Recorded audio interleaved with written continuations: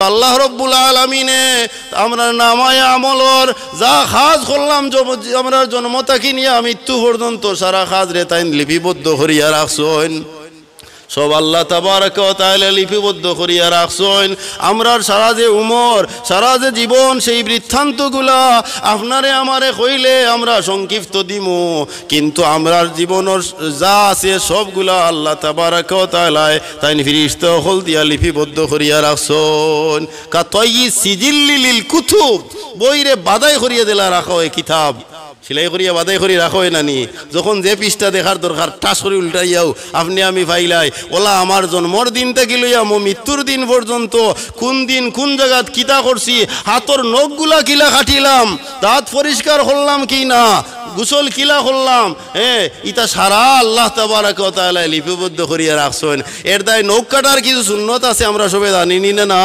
সুন্নত আছে ডাইন হাতর এই যে এই শাহাদত আঙ্গুল যেটা আমরা হই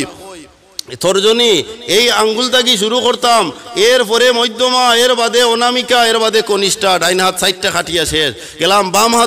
বাম হাতর কনিষ্ঠতা কি শুরু করিয়া এরপরে অনামিকা এর বাদে মধ্যমা এর বাদে তর্জনী এর বাদে বৃদ্ধা ও শেষ হয়ে গেল বাউ হাত রইছে কোনটা বলে ডান হাতর এই বুড়ি টিপ যেটারে আমরা কই বৃদ্ধা আঙ্গুল ইটা রইছে ও গিয়া আমার চূড়ান্ত নখ কাটা হইল এখন এই নখ কাটার বাদে যেন মনে চায় নখ কাটাইতাম নি ফালাই দিতাম নি খাটিয়া বলে না বুধবারে নখ কাটা শূন্য জুমাবারে নখ কাটা সুন্নত ওলা নির্দিষ্ট মুহূর্তে চাইয়া দিনও নখ কাটিতাম রাইত না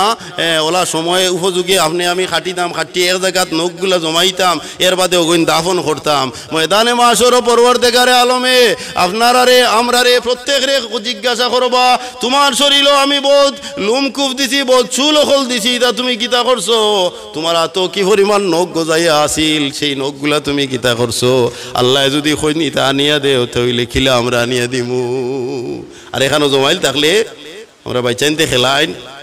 বুঝছেন না নি অনেক সময় লুকাইল জিনিস টুকাইয়া বার করবার লাগি তারা রে খোয়া যায় কিন্তু উড়াইয়া পেরেশান হইয়া যাইন গিয়া তারা খুঁজিয়া বার করেন গুপ্তধন উদ্ধার করেনি না গুপ্তধন উদ্ধার করিয়া তারা আনেন আপনি আমি যা কিছু করিয়া সারা এক মুহূর্তে গুপ্ত হয়ে দিব গিয়া যখন গুপ্ত হয়ে দিব এই গুপ্ত জিনিসে আবার খুঁজাইয়া বার করার লাগি আমারে খোয়া হইব তখন আমি আগে যেটা করলাম বাদে এগুলা বার করতাম কিলা এর দায় এই পরিপাটি জিন্দেগির অধিকারী একমাত্র মুমিন হইতে পারে পরিপাটি সুন্দর জিন্দেগির অধিকারী মুসলমান হইতে পারে পরিপাটি জিন্দেগির অধিকারী হইতে পারে মুহাম্মদুর রাসূলুল্লাহ সাল্লাল্লাহু আলাইহি ওয়াসাল্লামের হকিকি অনুসারী এর কারণে আমরা নবীর অনুসারী হিসাবে সুন্নত অনুযায়ী আমরা নখ কাটতে হইব সুন্নত অনুযায়ী আমরা চুল কাটিতে হইব সুন্নত অনুযায়ী আমরা চলাফেরা করা লাগবো আমরা মৌতর প্রস্তুতি ওলা নেওয়া লাগবো আপনি আমি মৃত্যুর আগে ওসিয়ত করিয়া দেওয়া লাগবো সে আমার জনাজার নামাজ পড়াইতা যদি বাঁচিয়া থাকেন এই না হইলে তাইন এরপরে ওসিয়ত করিয়া দেওয়া লাগবো আমার দাফন খাবনের ব্যাপারে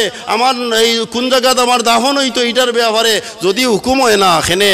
দুচিজাদো মীরা কসদ জুরে জুর একে আবেদনা দিগর খাকে গুর মানুষে দুইটা জিনিস জানে না কোন জায়গা তার রিজেক আছে কোন অক্ত কিতা দিয়ে খাইব খানো গিয়া খাইব আর মৃত্যুবরণ করার বাদে খানো তার দাফন হইব ইলিম তার মাঝে নাই কোন জায়গাত মরব এই গান জানে না খানো গিয়া কিতা দিয়ে খাইব এই গান জানে না রব্বে কায়নাতে তাই নিটারে কিতা করছেন তার মাঝে সীমাবদ্ধ রাখছেন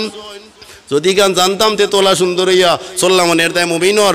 এই আজাবা আতকান আলিল মুমিন মুমিনর প্রতিটা খাজ হইল আশ্চর্যজনক আপনি আমি ও যে মসজিদে আইছি এটা একটা আচানক ব্যাপার হযরত বদরপুরি রহমতুল্লাহ আলাইহির গেছে এক শখসে গিয়ে জিজ্ঞাসা করছিলা সাহেব আপনি কোনো কেরামত দেখাও কা হযরত বদরপুরি রহমতুল্লাহ আলাইহি কইরা ই জমিনের উপরে আমার মতো মানুষ যে আটিয়া যাইতাম ফরিয়ার ওঠাও বড় কেরামত সুবহানাল্লাহ এটা হকিকি ব্যাপার আমার আমল যদি কোনো আমার আওলাদে জানে আমারে বাবা কইতে লজ্জা করব আমার আমল যদি বাদ আমলগুলো আমার শাগরিদে জানে আমার শিক্ষক কইতে লজ্জা করব সেই আমলগুলো আপনি আমি কিতা করা লাগবো জাদ্দিদু ঈমানাকুম লা ইলাহা ইল্লাল্লাহ এই লা ইলাহা ইল্লাল্লাহর জিকির দিয়ে আমরা ঈমান দে নবায়ন করিয়া ইস্তেগফার করিয়া আমরা আমল দে আমরা কিতা করা লাগবো সজ্জিত করা লাগবো আল্লাহ